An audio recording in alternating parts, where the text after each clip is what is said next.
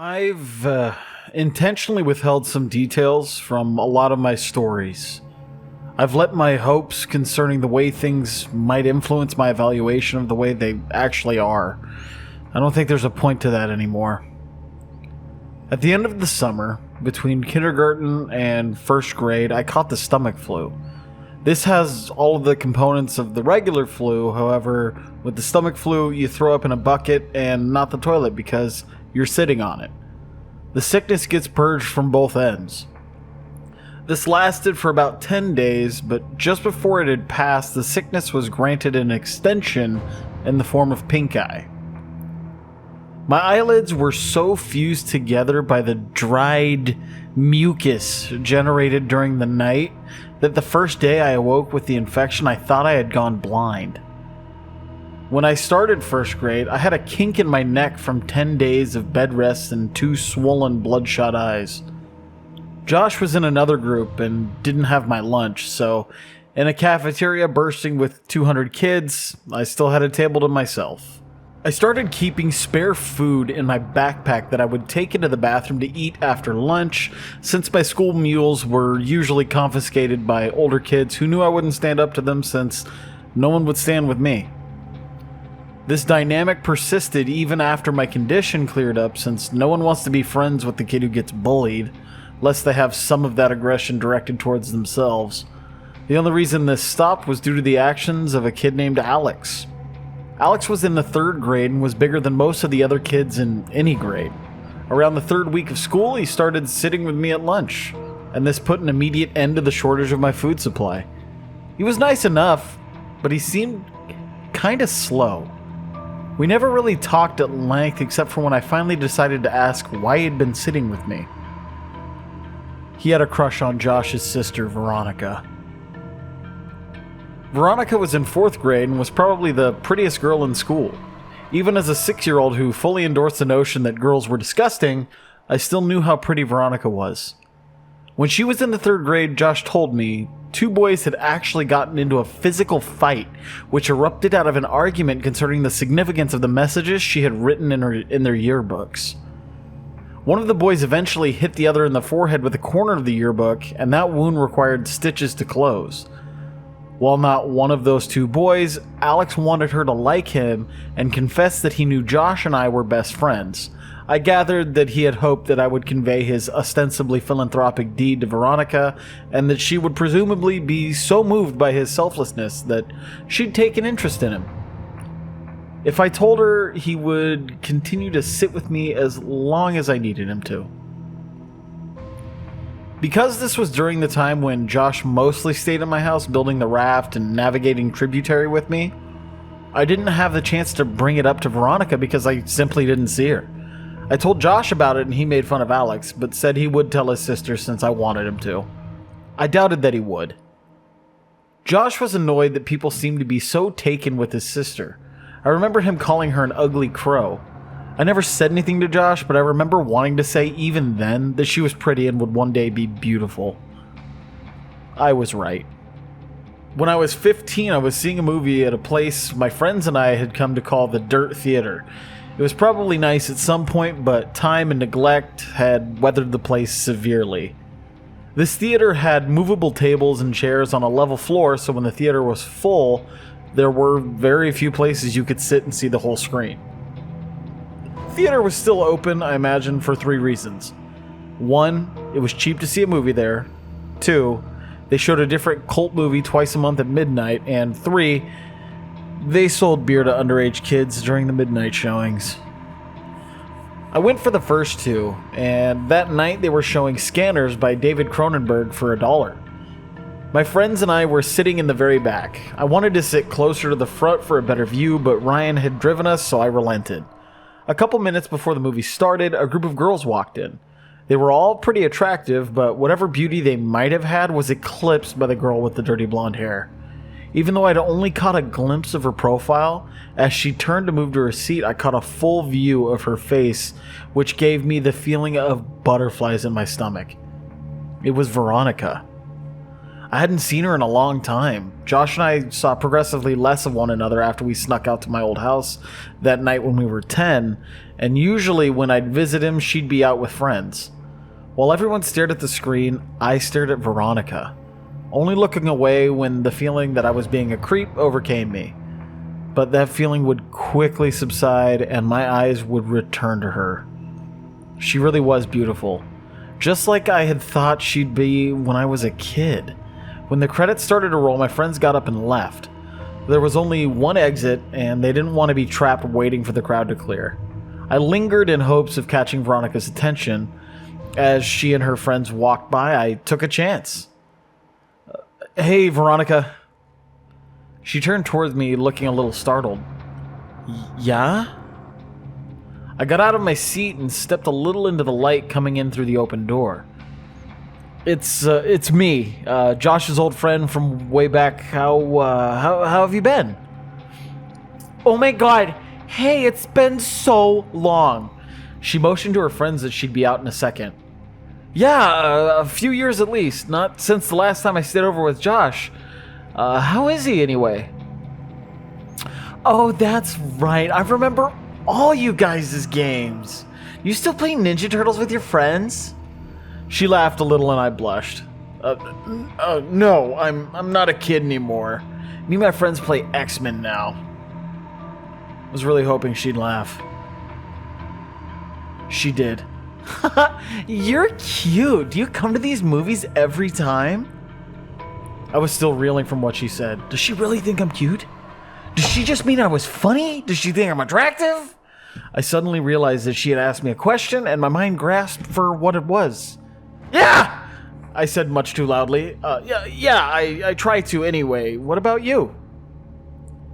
I come every now and then. My boyfriend didn't like these movies, but we just broke up, so I plan on coming to him from now on.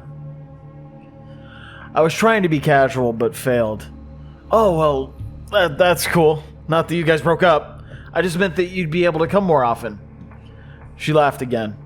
I tried to recover. So, are you coming the week after next? They're supposed to show Dawn of the Dead. It's really cool. Yeah, I'll be here. She smiled, and I was about to suggest that maybe we could sit together when she quickly closed the space between us and hugged me. It was really good to see you, she said with her arms around me. I was trying to think of what to say when I realized the biggest problem was that I had forgotten how to talk. Luckily, Ryan, who I could hear approaching from the hallway, came in and spoke for me. Dude, you know the movie's over, right? Let's get the fuck out of here. Oh, yeah! Veronica let go and said that she'd see me next time. She was played out of the room by porn music Ryan was making with his mouth.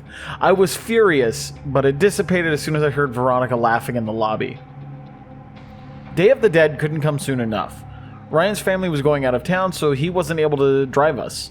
And the other friends I was with that night didn't have cars. A couple days before the movie, I asked my mom if she could take me. She responded almost immediately by denying my request.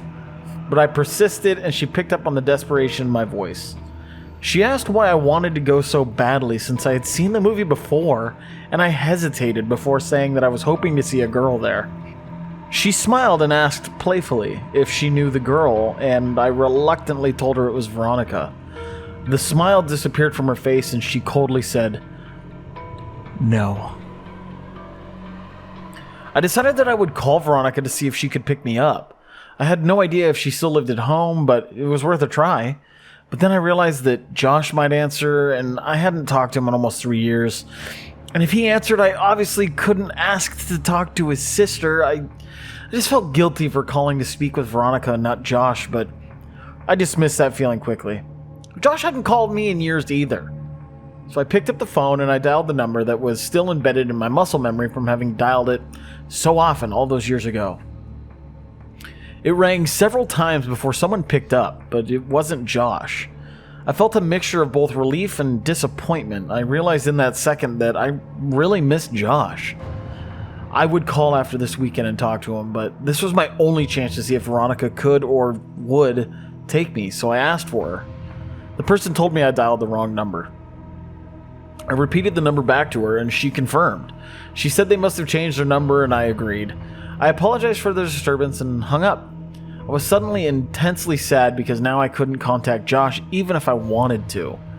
I felt terrible for having been afraid that he might answer the phone. He had been my best friend. I realized that the only way I could be put back in touch with him would be through Veronica, so now, not that I needed one, I had another reason to see her. I told my mom the day before the movie that I was no longer concerned with going, but was hoping she could drop me off at my friend Chris's house. She relented and dropped me off that Saturday, a couple hours before the movie. My plan was to walk from his house to the theater since he only lived about a half-mile away. They went to church early on Sundays, so his parents would go to sleep early Saturday night, and Chris was fine with not coming with me since he had planned on chatting with this girl he met online. He said that the walk back to his house would be even lonelier after she laughed in my face when I tried to kiss her, and I told him not to electrocute himself when he tried to have sex with his computer. I left his house at 11:15. I tried to pace myself so I'd get there just a little before the movie. I was going by myself, and so I didn't want to be just hanging around waiting. On the way to the theater, I figured that if Veronica showed up at all, it would be too lucky for us to arrive at the same time, so I debated whether I should wait outside or just go in. Both had their pros and cons. As I was grappling with these concerns, I noticed that the steady stream of streaking car lights that had been overtaking me had been replaced by a single, constant spotlight that refused to pass. The road wasn't illuminated by streetlights, so I was walking in the grass with the road about 2 feet to my left. I stepped a little more to the right and craned my neck over my left shoulder to see what was behind me. A car had stopped about 10 feet back. All I could see were the violently bright headlights that were cutting through the otherwise Stygian surroundings. I thought that it might be one of Chris's parents. Maybe they had come to check in on us and seen that I was gone. It wouldn't have taken much pressing for Chris to confess. I took one step toward the car, and it broke its pause and started driving toward me at a slow pace. It passed me, and I saw that it wasn't Chris's parents' car, or any car that I recognized for that matter. I tried to see the driver, but it was too dark, and my pupils had shrunk when faced with the blinding lights from the car just moments before. They adjusted enough so that I could see a tremendous crack in the back window of the car as it drove away. I didn't think much of the whole affair. Some people find it fun to scare other people. I often hide around corners and jump out at my mom after all. I timed it right and got there about 10 minutes before the movie. I had decided to wait outside until around 11:57, since that would give me time to find her inside if she was already seated. As I was considering the possibility that she might not show, I saw her. She was alone and she was beautiful. I waved to her and walked to close the distance. She smiled and asked if my friends were already inside. I said that they weren't and realized that this must seem like I was trying to make this a date. She didn't seem bothered by that, nor was she bothered when I handed her the ticket I had already bought. She looked at me quizzically and I said, "Don't worry, I'm rich." She laughed and we went inside. I bought us 1 popcorn and 2 drinks and spent most of the movie debating whether or not I should time reaching my hand into the popcorn bag when she reached it in so that they would touch. She seemed to enjoy the movie, and before I knew it, it was over. We didn't linger in the theater, and because this was a midnight show, we couldn't really loiter in the lobby either, so we walked outside. The parking lot of the theater was big because it connected with the mall that had just gone out of business. Not wanting the night to be over yet, I continued the conversation while casually walking toward the old mall. As we were about to round the corner and leave the theater out of sight, I looked back and saw that her car wasn't the only one left in the parking lot. The other one had a large crack in the back window. My immediate uneasiness turned to understanding. Oh, that makes a lot of sense. The driver of that car works here and must have figured I was on my way to the movie. Injecting real horror into the life of a horror fan seemed like an obvious move. We walked around the mall and talked about the movie. I told her that I thought Day of the Dead was better than Dawn of the Dead, but she refused to agree. I told her of when I called her old number and about my dilemma about who would answer the phone. She didn't find it as funny as I now did, but she took my phone and put her number in it. She commented that it might be the worst cell phone she'd ever seen. Her evaluation wasn't rescinded when I told her I couldn't even receive pictures on it. I called her so she'd have my number and she programmed it in. She told me that she was graduating, but she hadn't done well in school so far that year, so she wasn't sure if she'd even get into a good college. I told her to attach a picture of herself to the application and they'd pay her to go there just so they could look at her. She didn't laugh at that one, and I thought she might be offended. She might have thought I was implying that she couldn't get in based on her intelligence. I nervously glanced at her and she was just smiling, and even in this poor light, I could see that she was blushing. I wanted to hold her hand, but I didn't. As we walked down the final side of the mall back toward the theater, I asked her about Josh. She told me she didn't want to talk about it. I asked her if he was at least doing alright, and she just said, "I don't know." I figured Josh must have taken a wrong turn somewhere and started getting into trouble. I felt bad. I felt guilty. As we approached the parking lot, I noticed that the car with the cracked back window was gone and that her car was now the only one in the parking lot. She asked me if I needed a ride, and even though I really didn't, I said that I'd appreciate it. I had drunk my whole soda during the movie, and all the walking was putting pressure on my bladder. I knew that I could wait until I was back at Chris's, but I had decided that I was going to try to kiss her when she dropped me off. And I didn't want this biological nagging to rush me out of her car. This would be my first kiss. I could think of no ruse to conceal what I needed to do. The theater had long closed, so I only had one option. I told her I was going to go behind the theater to piss, but that I'd be back in 2 shakes. It was obvious that I thought it was hilarious, and she seemed to laugh more at how funny I found it than how funny it actually was. On the way toward the theater, I stopped and turned toward her. I asked her if Josh had ever told her that a kid named Alex had done something nice for me. She paused to think for a moment and said that he had. She inquired as to why I had asked, but I said it was nothing. Josh really was a good friend. When I went to go behind the theater, I realized that there was a chain link fence extending off and running parallel to the walls of the building. Where I stood, she could still see me, and the fence seemed to stretch on endlessly. So I thought I'd just hop it, duck out of sight, and return as quickly as I could. It may have been too much of an effort, but I thought it polite. I climbed the fence and walked just a little ways until I was out of sight and urinated. For a moment, the only sounds were the crickets in the grass behind me and the collision of liquid and cement. These sounds were overpowered by a noise that I can still hear when it's quiet, and there are no other noises to distract my ears. In the distance, I heard a faint screeching which quickly subsided, only to be replaced with a cascade of thundering vibrations. I realized quickly enough what it was. It was a car. The growling of the engine got louder, and then I thought, no, not louder, closer. As soon as I realized this, I started back toward the fence, but before I could get very far at all, I hear a brief, truncated scream, and the roar of the engine terminated in a deafening thud. I started running, but after only 2 or 3 steps, I was tripped by a loose piece of stone and fell hard and fast onto the concrete, my head striking the corner of a chair as I fell. I was dazed for maybe 30 seconds, but the renewed rumbling of the engine drew my senses back, and my equilibrium was restored by adrenaline. I redoubled my efforts. I was worried that whoever had crashed that car might harass Veronica. As I was climbing over the fence, I saw that there was still only one car in the parking lot. I didn't see any evidence of a crash. I thought that I may have misjudged its direction or proximity. As I ran toward Veronica's car, and as my orientation changed, I saw what the car had hit. My legs stopped working almost completely. It was Veronica. Her car was sitting between us, and as I closed the distance and walked around it, she came fully into view. Her body was twisted and crumpled like a discarded figure, meant to represent a catalog of things the human body cannot do. I could see the bone of her right shin cutting through her jeans, and her left arm was wrapped so hard around the back of her neck that her hand fell on her right breast.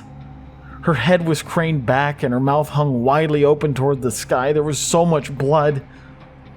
As I looked at her, I actually found it hard to discern whether she was laying on her back or her stomach, and this optical illusion made me feel sick. When you're confronted with something in the world that simply doesn't belong, your mind tries to convince itself that it's dreaming, and to that end it provides you with that distinct sense of all things moving slowly as if through sap. In that moment, I honestly felt that I would wake up any minute. But I didn't wake up. I fumbled with my phone to call for help, but I had no signal. I could see Veronica's phone sticking out of what I thought was her front right pocket. I had no choice. Trembling, I reached for her phone, and as I slid it out, she moved and gasped for air so violently that it seemed as if she was trying to breathe in the whole world. This startled me so much that I staggered back and fell onto the asphalt with her phone in my hand. She was trying to adjust her body to get it into its natural position, but with every spasm and jerk, I could hear the cracking and grinding of her bones. Without thinking, I scrambled over to her and put my face over hers and just said, "Veronica, don't move. Don't move, okay? Just stay still. Veronica, please don't move." I kept saying it, but the words started to fall apart as tears came streaming down my face. I opened her phone and it still worked. It was still on the screen where she had saved my number, and when I saw that, I felt my heart break. I called 911 and waited with her, telling her that she would be okay, and feeling guilty for lying to her every time I said it. When the sound of sirens tore through the air, she seemed to become more alert. She had remained conscious since I found her, but now more of the light was coming back into her eyes. Her brain was still protecting her from pain, though it looked as if it was finally allowing her to become aware that something was terribly wrong with her. Her eyes rolled over to mine, and her lips moved. She was struggling, but I heard her. He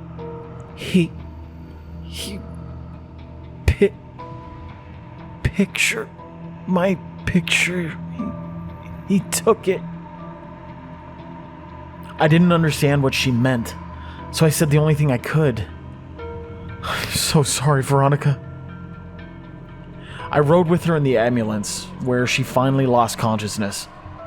I waited in the room that they had reserved for her. I still had her phone, so I put it with her purse, and I called my mom from the hospital phone. It was about 4 a.m. I told her that I was fine, but Veronica was not. She cursed at me and said she'd be right there, but I told her I wasn't leaving until Veronica was out of surgery. She said she'd come anyways. My mom and I didn't speak that much. I told her I was sorry for lying, and she said that we'd talk about that later. I think that had we talked more in that room, if I had just told her about boxes or the night with the raft, if she had just told me more of what she knew, I think that things would have changed. But we sat there in silence. She told me that she loved me and that I can call her whenever I wanted her to come get me. As my mom was leaving, Veronica's parents rushed in. Her dad and my mom exchanged a few words that appeared to be quite serious, while Veronica's mother talked to the person at the desk. Her mother was a nurse, but didn't work at this hospital. I'm sure that she had tried to get Veronica transferred, but her condition was prohibitive. While we waited, the police came in and talked to each of us. I told them what happened, they made us some notes, and then they left. She came out of surgery and 90% of her body was covered in a thick, white cast. Her right arm was the only thing free, but the rest of her body was bound like a cocoon. She was still under, but I remembered how I felt when I had my cast before kindergarten. I asked the nurse for a marker, but I couldn't think of anything to write. I slept in a chair in the corner and went home the next day. I came back every afternoon for several days. At some point, they had moved another patient into her room and set up a screen around Veronica's bed to act as a partition. She didn't seem to be feeling better, but she made more moments of lucidity. But even during these periods, we wouldn't really talk. Her jaw had been broken by the car, so the doctors had to wire it shut. I sat with her for a while, but there was nothing much I could say. I got up and walked over to her. I kissed her on her forehead, and she whispered through her clenched teeth, "Josh." This surprised me a little, but I looked at her and said, "Has he not come to see you?" No. I found myself really irritated. Even if Josh had been getting into trouble, he should still come to see his sister, I thought. I was about to express this when she said, "No, Josh, he ran away. I should have told you." I felt my blood turn to ice. What? When? When did this happen? When he was 13. Did he leave a note or something? On his pillow. She started crying and I followed her. But I think now we were crying for different reasons, even if I didn't realize it. At this point, there were a lot of things I still don't remember about my childhood, and there were a lot of connections I hadn't yet made. I told her I had to go, but that she could text me anytime. I got a text from her the next day telling me not to come back. I asked why, and she said she didn't want me to see her like that again. I agreed begrudgingly. We texted each other every day, though I kept this from my mom because I knew that she still didn't like me talking to Veronica. Usually her texts were fairly short, and mostly only in response to more lengthy texts that I would send her. I tried calling her only once. I was sure she was screening her calls, but I hoped I could hear her voice. She picked up but didn't say anything. I could hear how labored her breathing was. About a week after she told me not to come see her anymore, she sent me a text that simply read, I love you. I was filled with so many different emotions, but I responded by expressing the most prevalent one. I replied, I love you too. She said that she'd wanted to be with me and that she couldn't wait until she could see me again. She told me that she had been released and was convalescing at her house. These exchanges carried on for several weeks, but every time I asked to come see her, she would say soon. I kept insisting, and the following week she said that she thought she might be able to make it to the next midnight movie. I couldn't believe it, but she insisted that she would try. I got a text from her the afternoon of the movie saying, "See you tonight." I got Ryan to drive me since Chris's parents had found out about what had happened and said I wasn't welcome at their house anymore. I explained to Ryan that she might be in bad shape, but that I really cared about her, so to give us some space. He accepted that and we headed down there. Veronica didn't show. I had saved a seat for her right next to me near the exit so she could get in and out easily, but 10 minutes into the movie, a man slid into the chair. I whispered, "Excuse me, this seat's taken." But he didn't respond at all. He just stared ahead at the screen. I remember wanting to move because there was something wrong with the way he was breathing. I forfeited because I realized that she wasn't coming. I texted her the next day asking if she was alright, and I inquired as to why she didn't show the previous night. She responded with what would turn out to be the last message I'd received from her. She simply said, "See you again soon." She was delirious, and I was worried about her. I sent her several replies reminding her about the movie and saying it was no big deal, but she just stopped replying. I grew increasingly upset over the next several days. I couldn't reach her at home because I didn't know that number, and I wasn't even sure where they lived. My mood became increasingly depressed, and my mother, who had been really nice as of late, asked me if I was okay. I told her that I hadn't heard from Veronica in days, and I felt all the warmth leave her disposition. "What do you mean?" "She was supposed to meet me at the movies yesterday. I know it's only been like 3 weeks since she got hit, but she said she would try to come. And after that, she just stopped talking to me altogether. She must hate me." She looked confused, and I could read on her face that she was trying to tell if my mind had simply broken. When she saw that it hadn't, her eyes began to water and she pulled me toward her, embracing me. She was beginning to sob, but it seemed too intense a reaction to my problem, and I had no reason to think that she particularly cared for Veronica. She drew in a shuddering breath and then said something that still makes me nauseous, even now. She said, "Veronica's dead, sweetheart." "Oh God, I thought you knew. She died on the last day you visited her. Oh baby, she died weeks ago." She had completely broken down, but I knew it wasn't because of Veronica. I broke the embrace and staggered backwards. My mind was swimming. This wasn't possible. I had just exchanged messages with her yesterday. I could only think to ask one question, and it was probably the most trivial I could ask. Then why was her phone still on? She continued sobbing. She didn't answer. I exploded. Why did it take them so long to shut off her goddamn phone? Her crying broke enough to mutter, "The pictures." I would come to find out that her parents thought that her phone had been lost in the accident, despite the fact that I had put it in her purse the night she was brought to the hospital. When they retrieved her belongings, the phone was not among them. They intended to contact the phone company at the end of the billing cycle to deactivate the line, but they had received a call informing them of a massive impending charge for hundreds of pictures that had been sent from her phone. Pictures. Pictures that were all sent to my phone. Pictures that I never got because my phone couldn't receive them. They learned that they were all sent after the night she died. They deactivated the phone immediately. I tried not to think about the contents of those pictures, but I remember wondering, for some reason, whether I would have been in any of them. My mouth went dry, and I felt the painful sting of despair as I thought about the last message I received from her phone. See you again soon.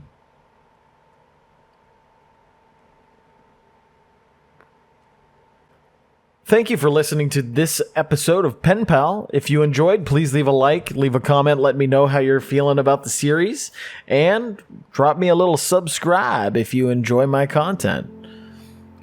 Let me know if there's anything else you guys want to see from me, and I hope you guys have an awesome rest of your day. I'll see you all in the next one. Bye!